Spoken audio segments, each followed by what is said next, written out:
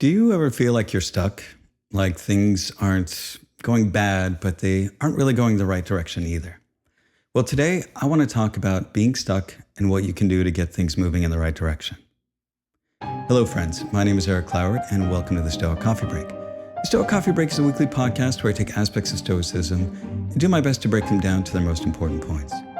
I pull from modern and ancient wisdom, as well as any area that I can find, such as psychology and neuroscience, to help you to live a better life and to think more clearly.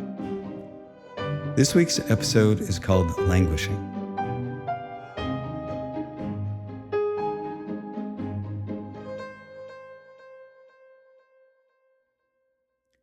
First, say to yourself what you would be, and then do what you have to do. Epictetus. So first off, I want to apologize for not posting anything for a while. A lot of things have changed over the past 2 months, and I'm finally getting to the place where I have more time and energy to produce some more episodes. And that's pretty much what this episode is all about. So a few months ago, I realized that I was stuck. I wasn't failing hard and I wasn't suffering from depression, but I wasn't making progress on the things that I wanted to achieve. And I was having a hard time following up on promising leads or finding the motivation to go out and network. I was second-guessing myself in reaching out to others that I could collaborate with things on. I wasn't having any breakthroughs on ideas to share with my listeners. And rather than going out to meet friends, I noticed that I would more often than not just end up at home watching Netflix in the evening. And rather than moving forward or failing, I just felt like I was existing. In a word, I was languishing. Now, when you're languishing, everything feels just kind of meh. I mean, things aren't bad enough for you to propel you to take action and are just good enough to keep you stuck. Nothing is really exciting, nor is there anything that you really look forward to. It's comfortable, but not satisfying. Now, sometimes incremental change can help move you in the right direction, but sometimes that's not enough. And so I made a big change. I pulled up stakes and I moved back to Portland. Now, this wasn't an easy decision, and in some ways, I felt like I was giving up and throwing in the towel. And I think that's why it took me a while to finally pull the trigger. But as I weighed my options, I found that there were just some opportunities that I wanted to pursue back in the States that came at the right time. I really missed my family and friends, and I also missed cycling up the mountains. And if you've ever been to the Netherlands, you know that that's not a place where mountains exist. So I've often said there are no problems, there are only choices. So I made a choice that I thought would serve me the best and help me move forward with the goals that I have in my life. And so far, it's going pretty well. I'm reestablishing the habits that I let fall by the wayside while writing every day.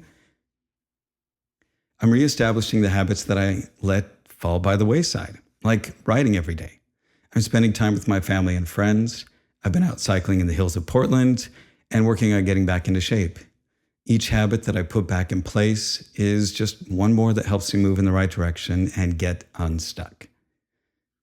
Another aspect that made my decision challenging was that as a Stoic, I believe that your perspective on things is what matters most and that you can learn to be happy in any circumstance.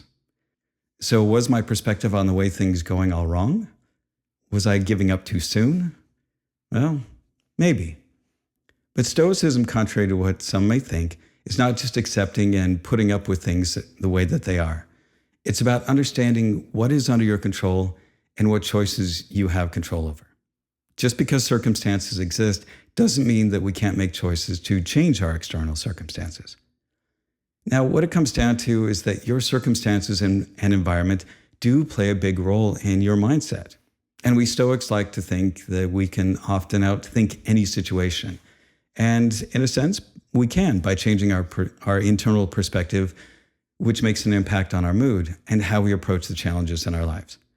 But sometimes the best thing you can do is change your external environment to one that feels more supportive. Now, don't get me wrong, I really enjoyed Amsterdam. I made some great friends there, and I got to experience a totally different way of life. And there's a good chance that I'll end up there or somewhere else in Europe in a few years. But for now, Portland feels like the place I need to be. So what are the things that keep us stuck and languishing, and what can we do to break out of the downward spiral? What would you have at hand in such circumstances? the knowledge of what is mine and what is not mine, and what I can control and what I cannot. Epictetus. So one of the interesting things about humans is that we hold a lot of paradoxical ideas.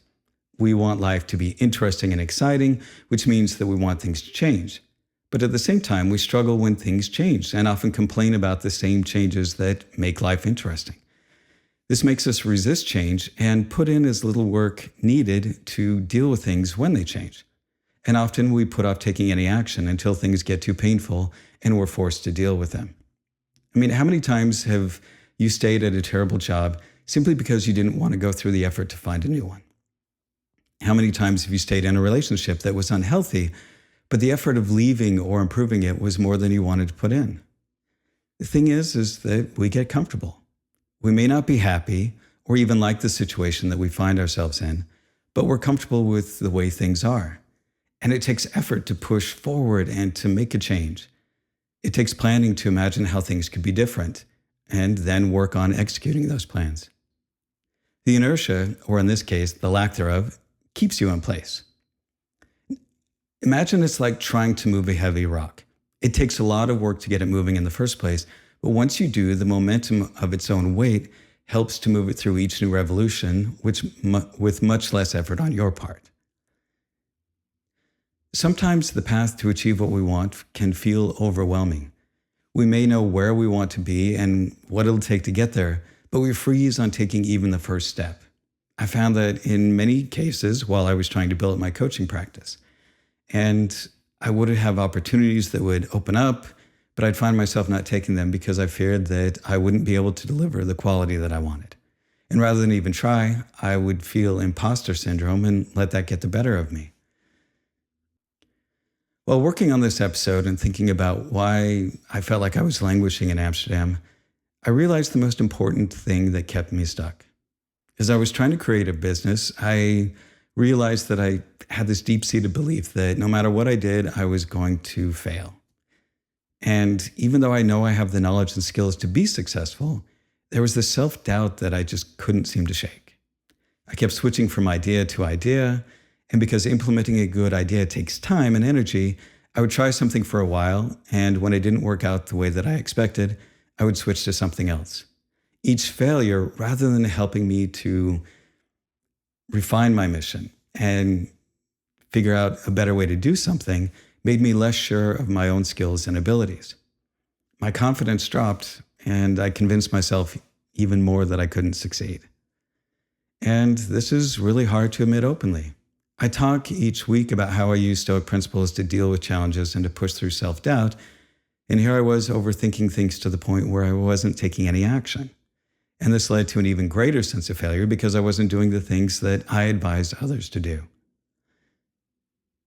So the problem with this mindset is that it colors everything that you see.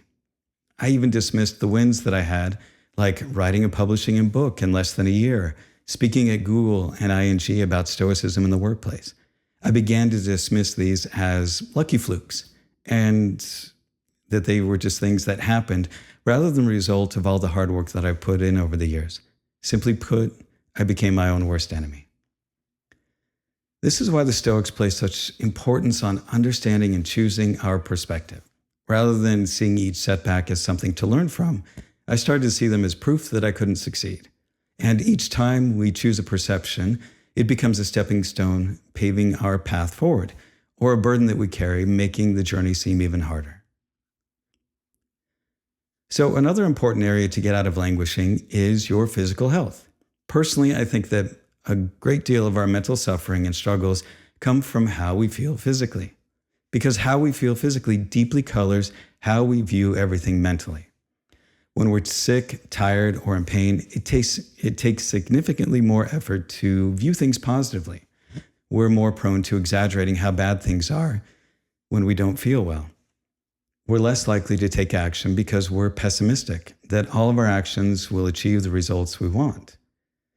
I mean, I certainly struggled with this at various times over the past year.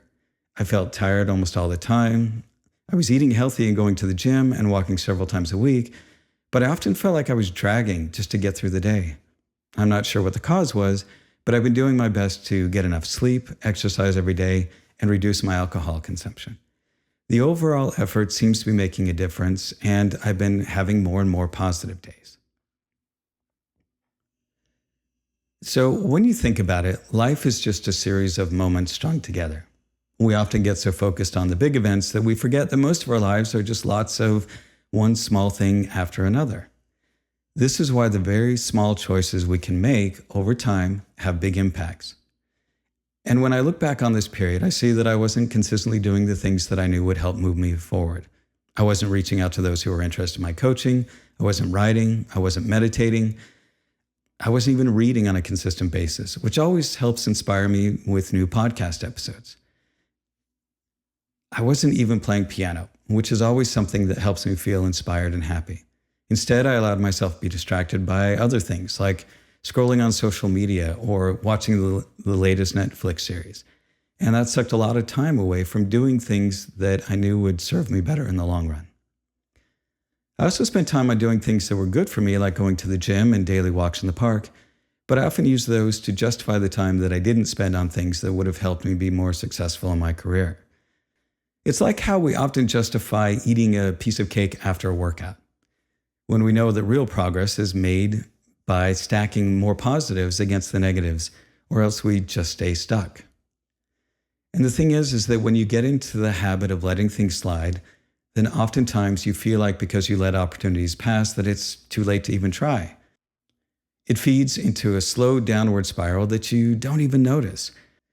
You tell yourself that you'll do it tomorrow, which gets pushed off again to another tomorrow until weeks have gone by and you haven't taken any action.